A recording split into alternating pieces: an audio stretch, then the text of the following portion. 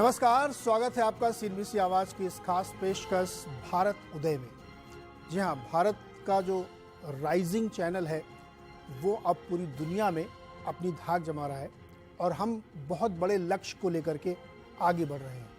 आज़ादी के 75-76 साल होने के बाद एक ये मन में ज़रूर आकांक्षा होती है कि इस समय हम कहाँ हैं, उसका एक स्टेटस चेक लिया जाए।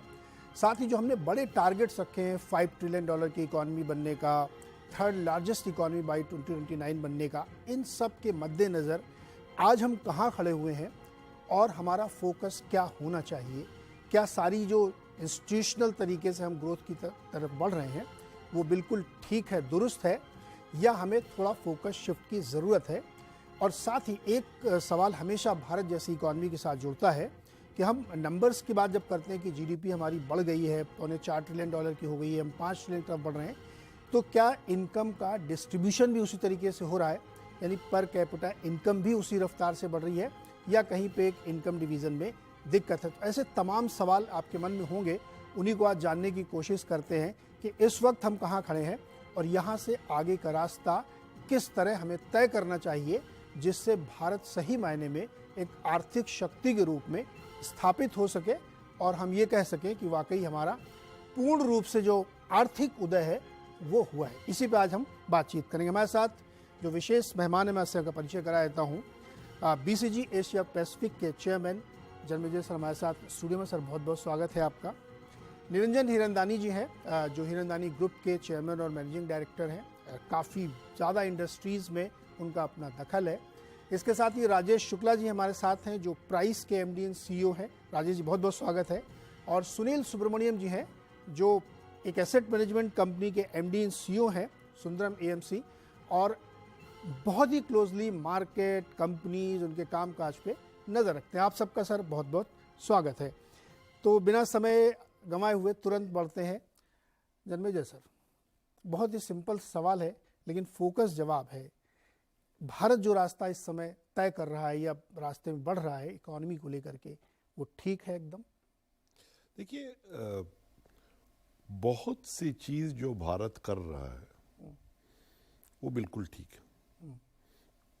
अभी देखिए, हम लोग का इंफ्रास्ट्रक्चर बहुत हद तक आगे बढ़ा है। आप रोड्स ले लीजिए, पोर्ट्स ले लीजिए, एयरपोर्ट्स ले लीजिए, रेलवेज ले लीजिए, रूरल हाउसिंग ले लीजिए, पावर का जो इलेक्ट्रिसिटी जो सब लोग विलेजेस में पहुंच गई है।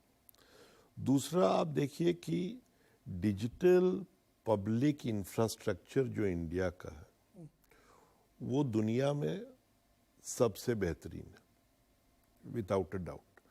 आधार, यूपीआई, डिजी लॉकर, फिर आप ये नए नए प्लेटफॉर्म्स जो आ रहे हैं, ओशियन, ये सब हम लोग एक्सपोर्ट कर सकते हैं इन लोग को अफ्रीका वगैरह कंट्रीज में। ये आबादी की जो है लाइफ को इम्प्रूव कर रही है। फिर हम लोग को इकोनॉमी में जो बेसिक मोमेंटम है उससे आप देखिए कि टेक्नोलॉजी, हम लोग इतने इंजीनियर्स प्रोड्यूस करते हैं वगैरह कि स्टार्टअप इकोनॉमी एक इंडिया की काफ़ी हद तक इस्टेब्लिश होके सेटल हो गई है। फिर हम लोग ने सब बहुत ही मैसिव रिफॉर्म्स किए हैं जो अब सेटल हो गए। जीएसटी जैसे कि काफ़ी हद तक सेटल हो गया। आईबीसी बैठ रहा है, उस तरफ आगे बढ़ रहा है, उसमें को सेटल करने में भी थोड़ी देरी है। मगर इंडिया जैसे कंट्री में हम कहते हैं ना कि कभी भी आप बॉम्बे में जाइए आजकल, तो क्या कहेंगे आप बॉम्बे में कि बहुत डेवलपमेंट हो रहा है कि साइट अंडर कंस्ट्रक्शन है। तो इंडिया भी साइट अंडर कंस्ट्रक्शन है, क्योंकि अभी हम लोग की ग्रोथ अच्छी है मगर डेवलपमेंट अभी तक दूर है।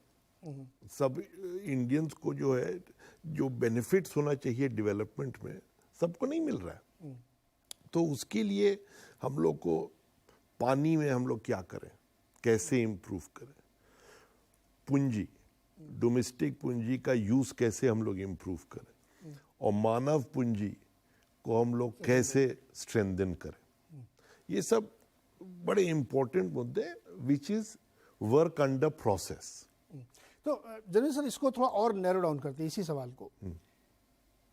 20, 25, 30 साल पहले, और थोड़ा पहले समझ लीजिए कि जब मैं चीन का गलत साइड कर रहा हूं लेकिन वो मुफीद बैठता है कि जब उसने अपने डेवलपमेंट का प्लान बनाया तो उसने अपनी पॉपुलेशन को देखा और उसके हिसाब से डिज़ाइन किया।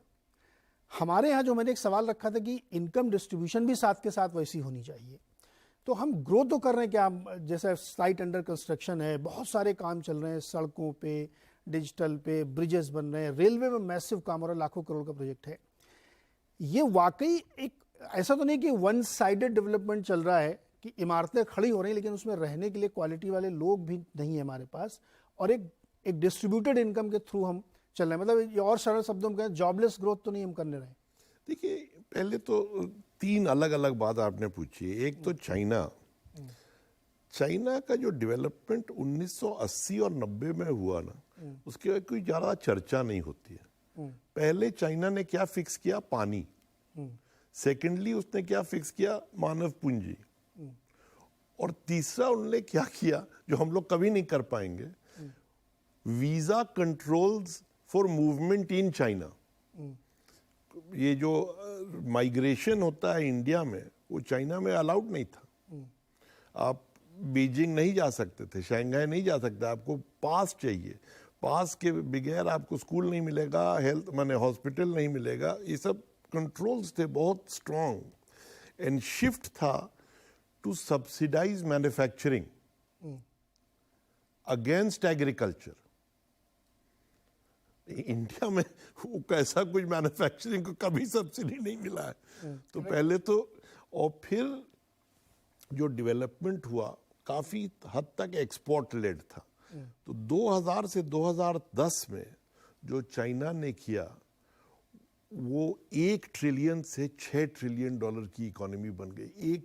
10 साल में 5 ट्रिलियन डॉलर, 6 टाइम्स। तो वो कोई नहीं किया, वो कोई नहीं किया। तो वो माने उनका वर्ल्ड में स्टेटस बढ़ा दिया, इम्प्रूव किया पॉवर्टी वगैरह, माने जो गरीबी को हटाने में सफलता हुई वगैरह।